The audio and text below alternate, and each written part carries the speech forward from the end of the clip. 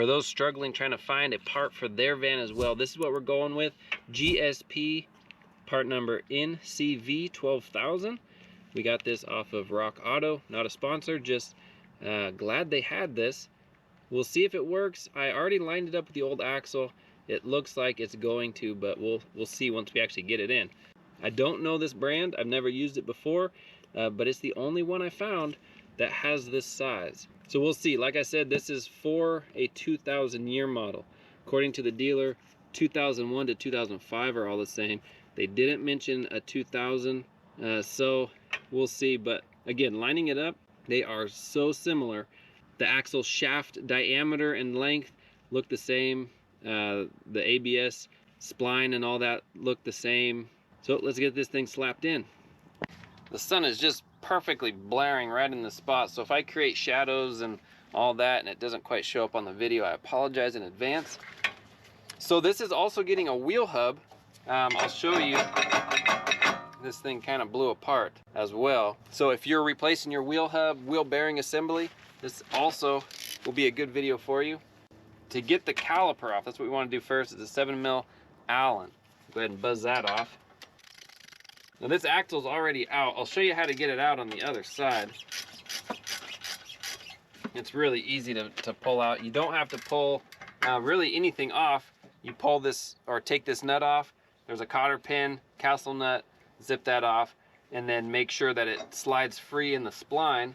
And then there's 6 bolts on the rear differential. You just pull those 6 bolts off, and you can take the axle, separate it from the differential, and drop it down. Then pull it out of the little spindle here, or the wheel bearing, the hub. Pull it out that way. So it comes off of the differential first, drops down, and then out of this. Super simple. Should just slide up. There we go. And it has this little keeper here, so you slide up and then pull the keeper out. Okay, we can just hang that anywhere so it doesn't fall. Take this off. Whoa. You can see it just kind of blew apart there. So to get the hub out, super easy. There are 4 bolts in the back. Let me show you real quick.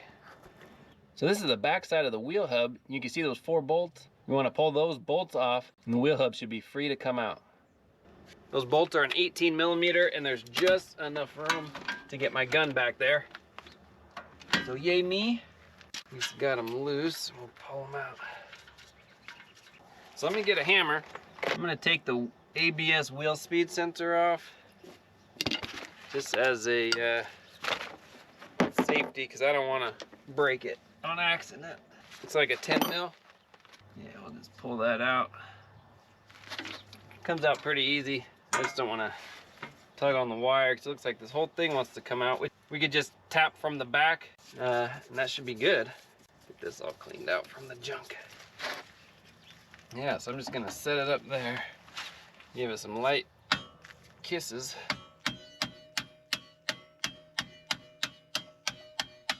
There we go. Nice. It's nice when things go smooth. All right.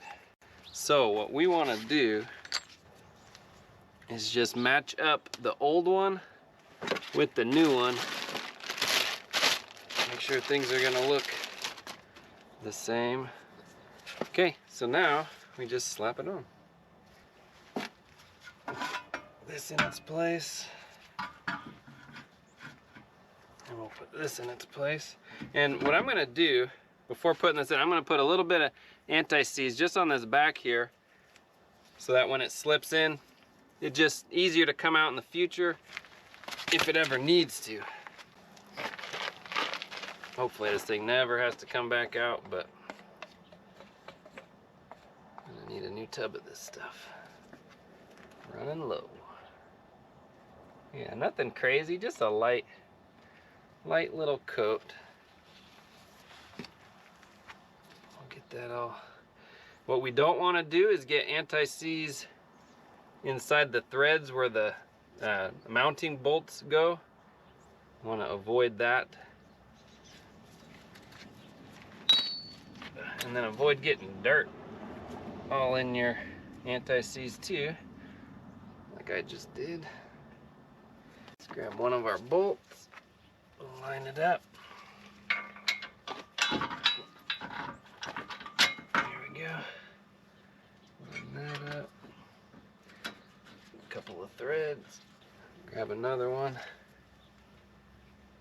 Get the other two in. Ugh, I just touched my face on that. Gross.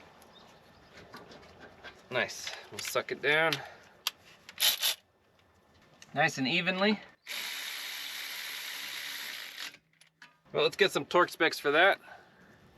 For our bolts is 95 foot-pounds. What I'm going to do is pull one out at a time.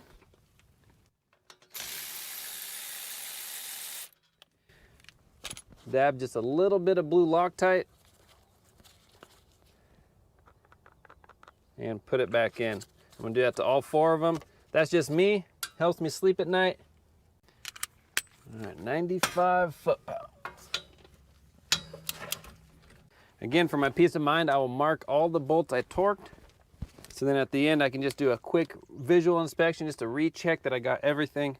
And then knowing that mark is on there, makes it really quick and easy, so I don't forget to torque something. All right, hub is done. Let's put the wheel speed sensor back on. You know, we can wait for the axle to be put on. Before we go under and do the axle, let's just finish up the brake stuff here real quick. Put our rotor back on. Make sure that this isn't twisted, our brake line. Okay, good. Should slap right on. Oh, don't forget we got this little retainer, so we gotta slide it on at an angle and then down. Sweet. Make sure these are free of any kind of dust and dirt. We're gonna apply some silicone paste just to the outside of the shaft for a little lubricant. That'll help it slide in, and put that in. Do that to the other one. Silicone paste, caliper grease. That's what we're using. These started by hand, and then I'll come back with the power tool.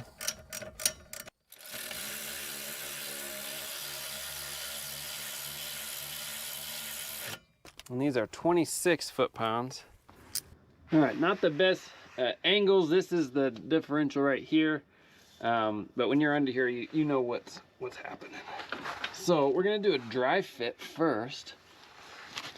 I'm just gonna slide this up and over the sway bar like that. And then we're gonna get it in the hub splines. Yeah, doing good, doing good. I didn't know you guys tipped over. I don't know how much you saw before you tipped over, but we got it in. It just fit right in the splines perfectly. And we matched up the splines actually before trying this. So we went in the front and just put the splines in to make sure it fits in the hub. So I think we're good. What we want to check is just make sure that the axle here, it can move. It has some freedom left and right so that it's not completely compressed. And then we also want to make sure that there is a little compression. And you can feel it when you go to put it in, that there is, so it's compressed a little, but it's not overly compressed and it's not overly just hanging loose. So that's perfect. Before doing this too, we checked our bolt pattern, so we're good on our bolt pattern here. And then double check your ABS tone ring. The lighting isn't the best right here, but just check that tone ring. Make sure that your ABS sensor is going to be able to read that tone ring. It's not too close, not too far away, and it's actually going to read it, so your ABS system can keep working. That is it, guys. That is it, my friends. So on each of these, I'm going to go ahead and just throw a little bit of Loctite on them and torque them down. I'll get a torque spec if I can find one. If not, then I won't have one. But a little bit of Loctite, and then we'll bolt these in. So I did not have torque specs for those inner bolts mounting the flange onto the differential. So use your judgment.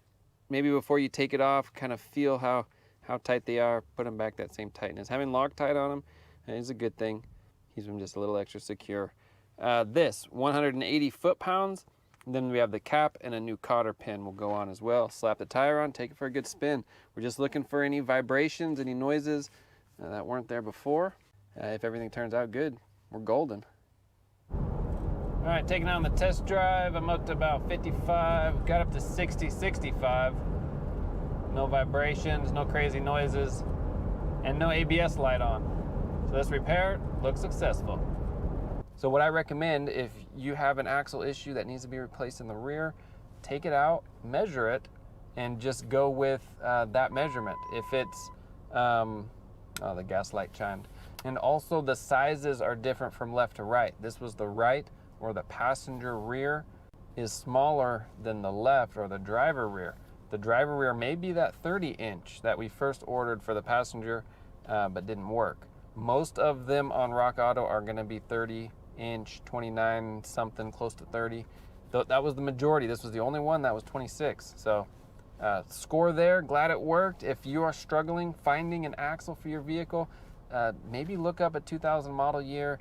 But with that said, disclaimer, they don't say it's for a 2001 to 2005. In fact, if you type in 2001 to 2005, it'll say this does not fit your model. Just something to keep in mind. But it does fit. So anyway, if there are any issues, I'll make an update to this video. I don't foresee any issues happening. We'll give this customer a really good warranty so that if there are issues, it's, you know, he's perfectly covered, peace of mind. Great. Well, thanks for watching. Hopefully this was helpful for some of you out there. These are rare vehicles. This is a Chrysler, Dodge, Caravan. Grand Caravan will be very similar, if not exactly the same. I think they are exactly the same. So hopefully this is helpful. Thanks for watching. Like, subscribe. See you on the next one.